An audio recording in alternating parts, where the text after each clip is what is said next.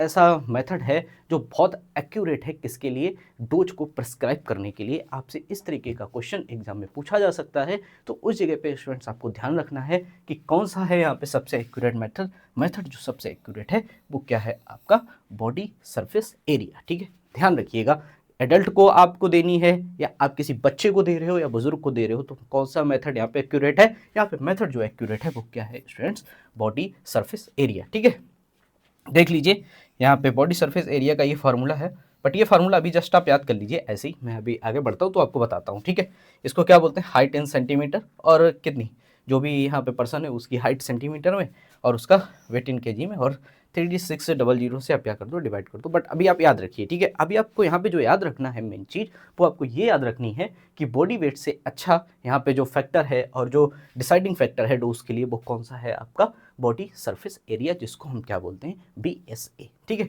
साथ साथ में देखिए क्या होता है, सेक्स। ठीक है, क्या होता है इसका मतलब, महिलाओं को कम मात्रा की आवश्यकता होती है, आप समझ गए होंगे। Female often require lower dose due to lower body weight and hormonal factor. ये बात यहाँ पे इंपॉर्टेंट है, एग्जाम में पूछा जा सकता है आपसे, एक क्वेश्चन यहाँ पे बन सकता है और ये चीज़ पूछी जा सकती है। उस जगह पे क्या क्वेश्चन जनरेट हो सकता है, इस जगह पे ये क्वेश्चन जनरेट हो सकता है कि फीमेल्स को यहाँ पे जो आपका ड्रग, जो आपका डोज होता है, वो यहाँ पे कम क्यों दिया जाता है। तो आप यहाँ पे समझ सकते हैं किस वजह से, उनके बॉडी वेट की वजह से, और साथ साथ में उनके हार्मोनल फैक्टर की वजह से। इंपॉर्टेंट है, यहाँ से आपके 2 क्वेश्चन निकल के आए हैं इस स्लाइड से, तो ये भी आप यहाँ पे कवर करते रहिए और चीज़ों को समझते रहिए।